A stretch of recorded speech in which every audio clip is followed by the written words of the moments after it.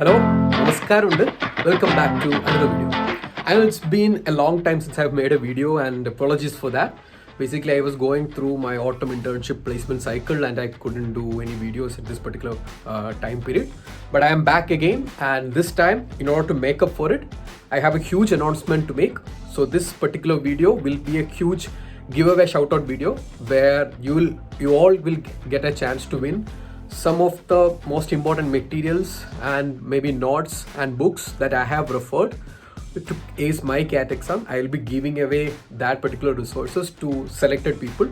How to participate in that giveaway, how will you acquire it, everything will be mentioned in between the video, and participate in it and get a hang of all those resources, which will be very helpful for you to crack the coming CAT exam or whatever management entrance exam that you are gonna write.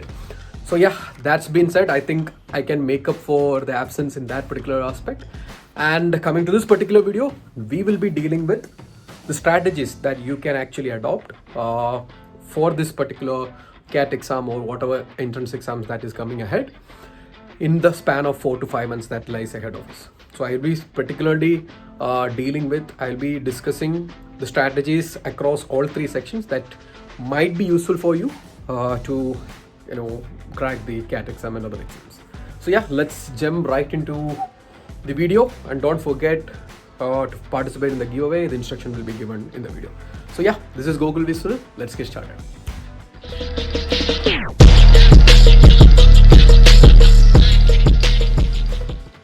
Okay, just before getting into all these strategies, just a disclaimer. Whenever a person writes the CAT exam or whatever other management entrance exam there is, the main goal is to get into the top 30 or top 40 B schools in the country. And how to get into this will depend varying across different parameters. So if it's a general engineering male, it will be difficult for that particular candidate. Whereas if it's a non-engineering female candidate, which is having some reservations, it will be quite easy for you. So here I won't be dealing with any of those stuff. Maybe in the future I can make a dedicated video across different category. Maybe it's a GEM, or maybe it's a general engineering female, general non-engineering female. All those category wise I can make a video maybe in the future. But currently our focus is to strategize our exam to score as much as we can in the exam, be it CAT or the non-CAT exams, so that we will have a chance at getting a call from all these prestigious institutes. So basically that's our idea, and the strategy that I'm going to discuss across three categories would be based on how to improvise your score as much as you can in the stipulated time that we have. Now the giveaway part. How do you participate in this giveaway? It's very simple. Subscribe to the channel, follow me on Instagram as well as LinkedIn, and then drop me a message on Instagram with your email ID and your basic details, so that I can send out the resources to you. And this will be picked up in random based on the resources that I have that is available with me. If it's a soft copy, which I think I have some textbook which I have soft copy of, if in that case I'll be mailing it to all of the people who are reaching out to me and participate in this giveaway. If it's hard copies, I'm trying to procure it from other people as well, and if it's hard copy, I'll be randomly selecting people who have been participating in this giveaway, and I'll be sending these packages in random based on the availability of the resources. So yeah, please do participate. All you have to do is follow me on all three channels, that is YouTube, Instagram and LinkedIn, and drop me a message on Instagram mentioning your email ID as well as your details basically. Okay, having said that, now we will move on to our first category or the first section, which is the verbal ability and reading comprehension, VARC section. So now if you ask me how I went with VARC, like when I was preparing for CAT initially, VARC was my toughest section. Why? Because I was not a person who reads a lot. So if a person who has that nature of reading a lot and understand and is basically comfortable with reading, comprehending, and comfortable with the overall aspect of passages itself, they will be feeling more comfortable with that section. which was not the case with me. So I hardly read any articles continuously. I was not in the practice of reading newspapers. So for me, VRC was a nightmare when I started my preparation. But the good thing with VRC is that if you get used to it and if you get into the flow and started getting the knack of it, the chances of you going wrong in the D-Day will be very less. So maybe in a quant section, if the questions come out very hard and maybe your calculation mistakes are there, some calculation mistakes are there, there's a high chance that things may not go on your way at that particular D-Day. But VRC, if you get on the track, more or less you will be sorted on the D-Day itself. So VRC, my first thought with that 3 to 4 months ahead would be to find your strong area. So there are BA and also RC. You have to choose between these two in terms of your strong area. If you are a person who's having a strong hold in reading comprehension, you should maximize your score there and then focus on the easy questions in BA. But if you are a person who is not good with reading and comprehending, and most of like my condition initially, we are not used to or comfortable with reading passages and all, then focus on the BA part, because the BA part comes a lot with practice. So in the 3 to 4 months that lie ahead, try to solve as much as RCs you can. Try to figure out a way. If you are feeling comfortable with that, fine, very good. But if you're not feeling comfortable with passages, go on with your BA and try to do as many questions as you can and get a good marks in BA.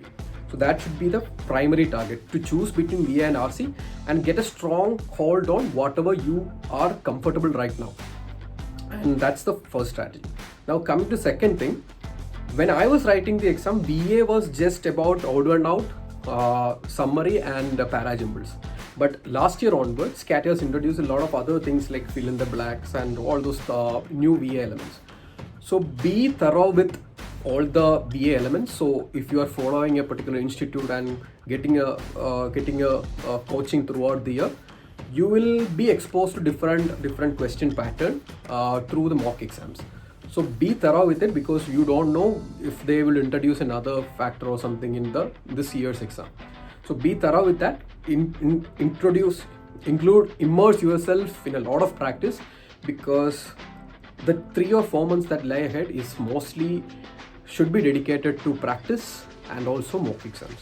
These are the two strategies as of now for VRC. Now coming to DALR and Quant, I'll combine this, and this is we'll swiftly go through the strategies. In specifically DALR, it's all about solving questions. So DA and LR, you will be strong with one particular section. You will be maybe strong with LR or DI. But unlike in VRC, I won't suggest you to focus on whatever you are strong in this particular section, because in DALR, a lot depend upon the difficulty of the question. Maybe in one day, the DI will be very easy. And if you are not a person who considers DI as something that you want to target, you'll automatically go to the LR section, which will be comparatively tough with respect to your DI section, and end up losing time there. So in DALR, you have to practice DA as well as LR. You have to be thorough with almost all the questions. All the question pattern, be it circular arrangement, be it linear arrangement, be it the tables, be it the charts, everything. You should be aware of that particular method and how to solve it. And do at least 2 or 3 each pattern questions per day in the coming 3 to 4 months. And attempt mock tests very seriously, because DLR is a make or break session for almost everyone. So try to practice as much as you can. I think now, since the overall question numbers have been reduced, the kind of set selection is not that important as it was earlier. But still, since it's a long exam and you have a lot of, I think, around 5 to 6 questions in your hand, try to find the question that is easy and then start doing that. If you are losing out on an easy question and end up doing a hard question, it will eventually impact your overall score. So in DLR, practice as much as you can. Don't panic. See each question, identify the easy question, and then do. And try to do it in your practice itself, so that in the D-Day, you can just reciprocate whatever you are doing for the 3 to 4 months before the exam. So practice hard, find the right questions, do as many questions or question type as you can, and don't forget to solve the previous year questions as well. So this is how DLR goes. Now with respect to the quant section, just like what we mentioned in DLR, it is really important to practice as many questions as you can. Again, quant can vary based out of difficulty. Even if you are strong in one particular topic, maybe you will be able to solve that particular question as well, but the question is, can you solve it in a stipulated time? So if you are not able to solve in that particular time, then the overall section will go into a toil. So there is nothing to take for granted in quant. You have to practice as much as you want. But again, considering that we have only 3 to 4 months in front of us, and if you are asking me how can I learn all the concepts now, how can I study everything that is there in the syllabus, maybe there is no time that is left for that particular deep level of understanding. So what we can do is follow the ARG method. I think a lot of other YouTubers as well as faculty will also say AAG, which is arithmetic, algebra and geometry. In these three sections, I think algebra is something that is very easy if you are practicing a lot, and also arithmetic is comparatively very much comfortable for all the folks out there, even if you are not from an engineering background.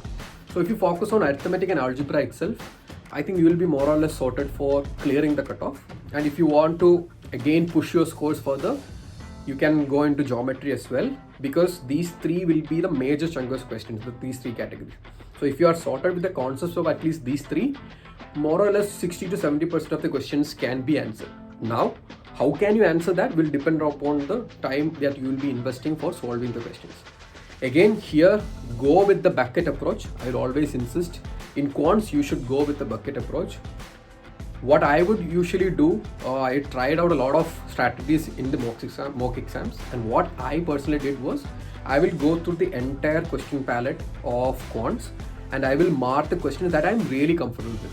So this won't be a strategy will be suited for everyone. I'm just sharing my strategy. So I will go, if there is suppose 24 questions, I will go through 24 questions, and whatever question is there which I thoroughly know from beginning to end, I will mark them, and then I will come back and start with those questions. First solve all those questions and then move on to the higher difficulty ones. Some people will follow the ABC approach, where they will go and if it's a simple question, they will solve it instantly, and if it's a little difficult and needs more time, they will mark it as something that you can review later and then move on.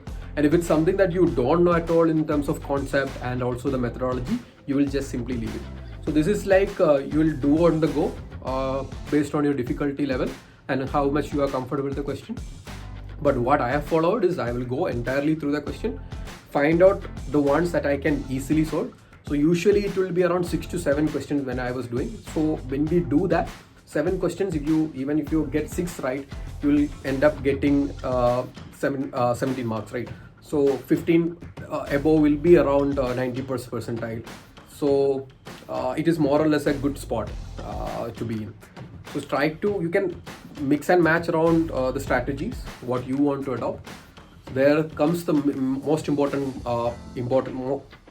here the most important thing is to take as many mock exams that you can, because you can try out a lot of strategies to identify your particular strategy for the detail.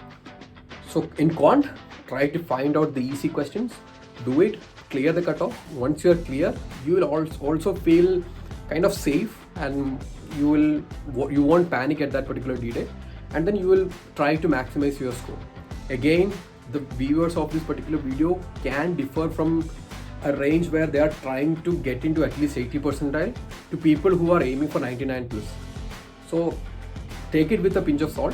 Whatever is your aspiration, take that particular aspect and leave behind whatever else. So if you're aiming for a 99 plus, maybe this bucketing method won't be the right approach for you. So you have to do at least like around 60% of the question to get a score that is gonna be in the 99% range. For you, maybe the bucketing approach won't work, but the people who just want to clear the cutoff, this is a great approach. And even for people who want to aim for 90 to 95% in Quant, this is a really good approach, and this is a foolproof approach where you are first stabilizing your part by clearing the cutoff and then pushing for the score. So that's basically it.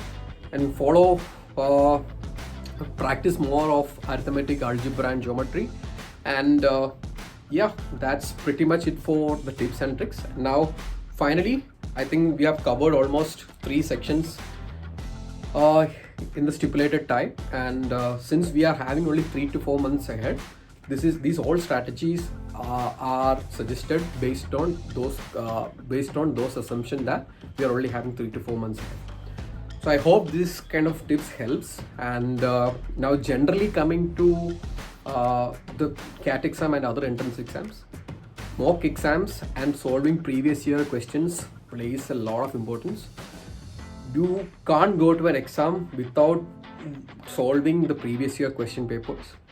Take due diligence, solve everything. You don't need to score everything, but you have to identify what all questions are coming. There's a huge chance that this will be reciprocated in this year's exam as well. So please do that.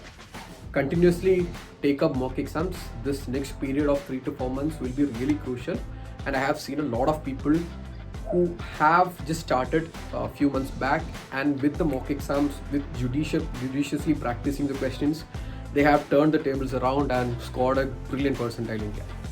So it's all up to you. If you are putting the efforts and you have the determination that you will put in the hard work and continuously take the mock exams, analyze it properly, and whatever be the score, move ahead, keeping in mind that I have to improve in each mock exam that you are taking, then you will eventually get to the dream B school that you are dreaming of. Yeah, that's pretty much it for this particular video, and feel free to reach out to me if there is any doubt. I'll be coming back with more videos in CAT preparation as well as other topics. So feel free to subscribe to this channel to get notified of the videos that I'm putting. So yeah, that's pretty much it. Do participate in the giveaway. A lot of stuff to come. So yeah, that's it for this video. I hope you enjoyed the video. Now let's see in the next video. This is Google Sunil. See you in the next video.